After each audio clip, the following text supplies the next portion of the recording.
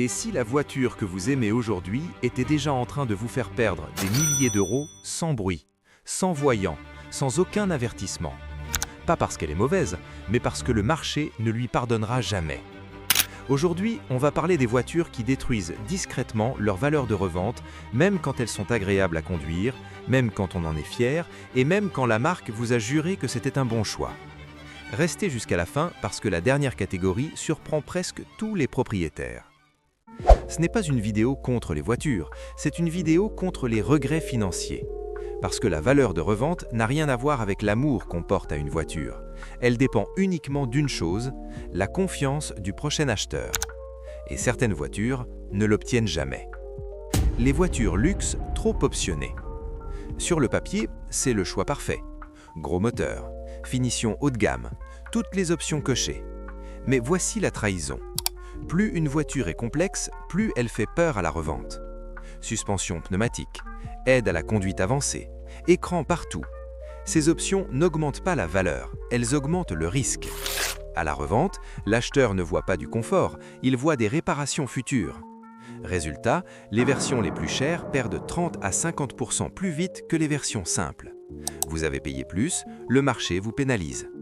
Et la prochaine catégorie est encore plus brutale. Les modèles de première année. Nouvelle génération, nouveau design, beaucoup de promesses. Et ensuite, la réalité. Les premières années servent souvent de laboratoire et le client devient le testeur.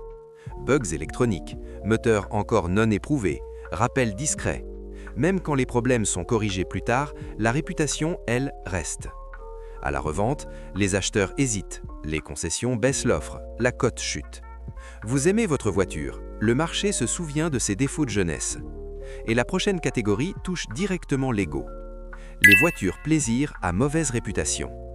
Sportive, puissante, excitante. Mais la revente ne valorise pas le plaisir, elle valorise la tranquillité. Certains modèles sont associés à conduite agressive, modification, entretien négligé, même si ce n'est pas votre cas. À la revente, l'acheteur se dit « elle a sûrement été maltraitée » et il ajuste le prix. Vous payez pour une réputation que vous n'avez jamais méritée.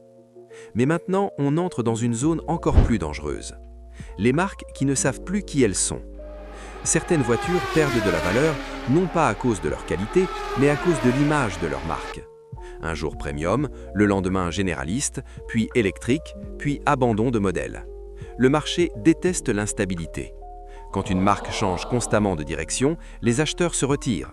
Moins de demandes égale valeur qui s'effondre. Vous n'avez pas acheté une mauvaise voiture, vous avez acheté une marque confuse. Et la prochaine catégorie fait très mal émotionnellement. Les modèles arrêtés ou orphelins. C'est là que beaucoup disent « oui mais moi je l'adore ». Et pourtant, quand un modèle est arrêté, les pièces deviennent incertaines, le réseau se réduit, les acheteurs deviennent méfiants, même si la voiture est excellente. La revente n'est pas émotionnelle, elle est froide. Si le futur semble compliqué, le prix s'écroule. Et maintenant, la catégorie que presque personne n'anticipe. Les voitures bien notées mais mal calculées. Excellent test, très bonne critique, avis positifs partout. Mais la réalité arrive après quelques années. Entretien coûteux, pièces hors de prix, main-d'œuvre spécialisée. À la revente, les acheteurs ne pensent pas au plaisir, ils font des calculs. Quand le coût total de possession est mauvais, la valeur chute, silencieusement. Sans scandale, sans bruit, juste des chiffres. Voici la vérité que beaucoup découvrent trop tard. La valeur de revente n'est pas détruite par des mauvaises voitures, elle est détruite par des voitures mal comprises. Et maintenant, vous savez quoi éviter. Mais la décote n'est pas le seul piège. Certaines options que tout le monde adore raccourcissent discrètement la durée de vie des moteurs. C'est exactement ce que je vous montre dans la prochaine vidéo. Regardez-la avant que votre voiture ne vous présente la facture.